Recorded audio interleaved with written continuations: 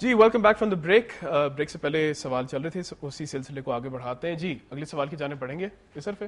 جی السلام علیکم, میرا نام شفق طارق ہے اور میرا آپ سے کوشچن یہ ہے کہ کہا جاتا ہے کہ نااہل اور کمزور افراد ہی خوش آمدید ہوتے ہیں, تو کیا یہ بات ٹھیک ہے؟ بالعموم ایسا ہی ہوتا ہے, لیکن یہ کوئی جنرل پرنسپل نہیں ہے. بعض زوردار طاقتور لوگوں کو بھی بے جا تعریف کرنے اور چاپلوسی کرنے کی عادت سی ہوتی ہے, لیکن ظاہر ہے کہ عمومی طور پر یہ دیکھا گیا ہے کہ یہ کمزوری اور بیماری کمزور لوگوں میں ہوتی ہے, اس لیے کہ وہ چاہتے ہیں کہ ان لوگوں کو کہ جو طاقت رکھتے ہیں, اختیار رکھتے ہیں, ان کو چاپلوسی کر کے وہ شیشے میں اتاریں اور اپنے کام کروا لیں. بالکل, میرے خیال سے ہم نے presidential candidates U S A کی بھی تعریفیں سنی ہیں, لیکن وہ بھی کوئی کمزور شخصیت نہیں تھی جو تعریف کر رہے تھے. جی یہاں سوال تھا اس طرف, وہاں ہی چلیں. جی جی میرا نام سلمہ لالک ہے. ابھی آپ بات کر رہے تھے کہ ناجائز کام کے لیے اگر کوئی چیز دی جائے یا تعریف کی جائے تو وہ رشوت کہا جاتا ہے اس کو, لیکن اس طرح سے آپ کو یہ نہیں لگتا کہ اگر ہم اپنے جائز کاموں کے لیے بھی پیسے دیں یا کوئی تحفہ دیں یا کوئی تعریف کریں تو جن کے پاس پاور ہے وہ ہمارے جائز کام بھی روکنے لگ جائیں گے, اور ہمیں بھی پھر وہی بات ہے کہ اپنے جائز کام کروانے کے لیے بھی پھر یہ کرنا پڑے گا کہ ان کے لیے ہم پیسے بھی دیں, رشوت بھی دیں, اور ناجائز کام رکتے جائیں گے. لوگ اس چیز کو ایک پاور حاصل کرنے کی وہ ویپن سی بنا لیں گے, اور وہ ایک سسٹم تو برا ہی رہے گا. مطلب اس طرح سے کس طرح چلے گا اگر آپ صرف رشوت ناجائز کو ہی قرار کر دیتے ہیں تو. Thank you, good point. دیکھیے بات یہ ہے کہ برائی جتنی ہے اتنی بیان کرنی چاہیے. میں نے جو رشوت کی تعریف میں یہ کہا ہے کہ آپ کسی کو پیسہ دے کے اپنا ناجائز کام کرواتے ہیں, یہ رشوت ہے, تو میں نے اس کو قرآن مجید کی آیت کی بنیاد پر کہا ہے. جو بات عمیر صاحب نے بیان کی تھی اس حدیث کے حوالے سے اس کو بھی سامنے رکھیں کہ رشوت لینے والا اور دینے والا دونوں جہنمی ہیں.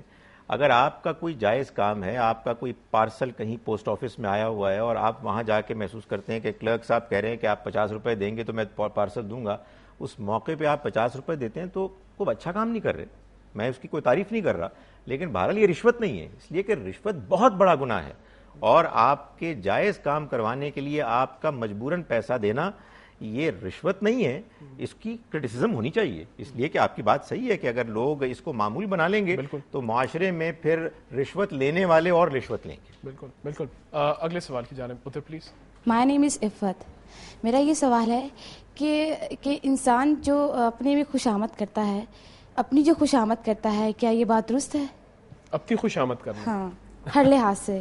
ہر لحاظ سے یہ بڑا انٹرسٹنگ سوال ہے. بہت کرتا ہے, میں اس سے اتفاق کرتا ہوں. آدمی بہت اپنی تعریف کرتا ہے. بعض لوگ ہوتے ہیں کہ جن کی بات سنیں تو سوائے اپنے قصوں کے, اپنی اچیومنٹس کے, کوئی اور بات ان کو نہیں معلوم ہوتی. یہ بھی ظاہر ہے کہ ایکولی کنڈیمنیبل ہے. ایسے لوگ بھی ہر آدمی جانتا ہے کہ اس قابل نہیں ہے کہ ان کو کوئی اہمیت دی جائے. وہ لوگ کہ جو ایگوٹسٹ ہوتے ہیں, اپنے بارے میں ہی گفتگو کر رہے ہوتے ہیں, ظاہر ہے کہ وہ ایک ایسی بیماری ہے کہ جس بیماری سے آدمی کو پرہیز کرنا چاہیے, گریز کرنا چاہیے, تاکہ وہ اپنے آپ کو لوگوں کے نگاہ میں گرائے نہ. وہ بیچارے جو اپنے بارے میں بہت زیادہ گفتگو کرتے ہیں ان کو اندازہ نہیں ہوتا کہ ان کی اس اپنے بارے میں گفتگو اور تعریف کوئی پسند نہیں کر رہا. لیکن یہ بات صحیح ہے, بعض لوگ اپنی خوشامد خود بھی کرتے ہیں. بالکل. جی اگلے سوال کی جانب آپ. السلام علیکم, میرا نام اسد ہے اور میرے 2 پوائنٹس ہیں, وہ میں نے کلیئر کرنے ہیں. ایک تو یہ کہ خوشامد رشوت کی ہی کیٹیگری میں آتی ہے, یعنی یہ کلیئر کر دیں. اور دوسرا یہ جو سوال میں آپ سے کر رہا ہوں اس کا جواب آپ کیمرے میں پورے معاشرے کو دیں, اس کا جواب مجھے نہیں دیں. وہ یہ ہے کہ اگر آپ ان لوگوں کے پاس جاتے ہیں جو رشوت لیتے ہیں, وہ یہ بولتے ہیں کہ یار اگر میں اپنے بچوں کی فیسیں دیتا ہوں اور جب میں بل جمع کراتا ہوں تو میرے گھر کھانے کو کچھ نہیں رہتا, تو میں اپنے بچوں کو بھوکا نہیں دیکھ سکتا اور اپنے آپ کو بھوکا نہیں دیکھ سکتا, تو میں کیا کروں؟ Thank you. آپ ایک دو سر وضاحت پہلے کر لیں گے, خوش آمد اور رشوت میں کوئی فرق؟ دیکھیں بات یہ ہے کہ یہ دونوں الگ الگ چیزیں ہیں, الگ الگ ٹیکنیکس ہیں اپنے ناجائز کام کروانے کے لیے. وہ خوشامد کے جو ناجائز کام کروانے کے لیے کی جائے, ورنہ ظاہر ہے خوشامد آدمی ویسے بھی کرتا ہے, عادتاً بھی کرتا ہے, اور بعض اوقات کسی شخص سے متاثر ہو کے مبالغہ کرتا ہے. لیکن وہ خوشامد کے جو اپنا ناجائز کام کروانے کے لیے انسان کرتا ہے, اور رشوت کے جو پیسے کے ذریعے سے یا تحفے کے ذریعے سے دیتا ہے, یہ دونوں اصلاً ایک ہی ذہنیت سے نکلی ہوئی چیزیں ہیں کہ آپ نے اپنا ناجائز کام کرانا ہے کسی آفیشل کو خوش کر کے, اس کی کسی ضرورت کو پورا کر کے. یہ تو معاملہ ہے ان دونوں کے باہمی رشتے اور اشتراک کا.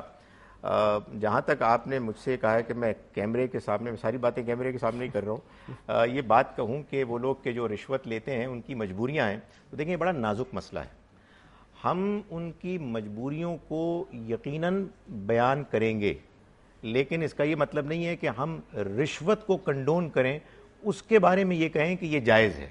اس لیے کہ جب ہم بہت زیادہ تقریر اس بارے میں کریں گے کہ وہ لوگ کہ جو رشوت لیتے ہیں اصل میں وہ مجبور ہوتے ہیں، تو اس کا مطلب ہم یہ کہہ رہے ہیں کہ رشوت لینے والے حق بجانب ہیں. یہ ہم نہیں کہہ سکتے. ہم یہ کہیں گے کہ رشوت کنڈیمنیبل ہے، ناقابل قبول ہے. اللہ تعالیٰ کے ہاں یہ ایک ایسا جرم ہے کہ جو بہت زیادہ سزا کا ان کو مستحق بنا سکتا ہے کہ جو رشوت لے رہے ہیں. لیکن اس میں کوئی شک نہیں ہے کہ بعض اوقات بعض لوگ رشوت لینے پر مجبور ہو سکتے ہیں. اس لیے پورے معاشرے کو اس بارے میں فکر مند ہونا چاہیے.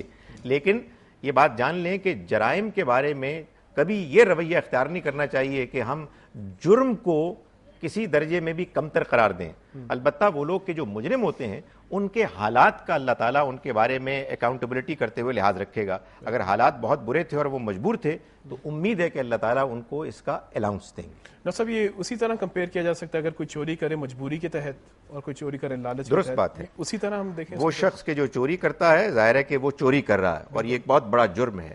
اس کے اس جرم پر سزا کتنی ملے گی، اللہ تعالیٰ کے ہاں وہ کتنا کنڈیمنیبل ہوگا، اس کا تعلق اس چیز سے ہے کہ اس کے حالات کیا تھے. اور ظاہر ہے کہ اسی حساب سے اس کے ساتھ انصاف ہوگا. ٹھیک ہے. اور ہماری امید یہی کہ سوسائٹی اس طرح کی بنی ہو کہ ان کو اس حالات میں رہنے کی ضرورت ہی نہ پڑے. یقیناً اس لیے کہ اگر ایسا ہے تو پھر سوسائٹی بحیثیت مجموعی مجرم. بالکل. یہاں ایک چھوٹی سی بریک لیں گے، بریک کے بعد پھر مزید سوالوں کی جانب بڑھیں گے.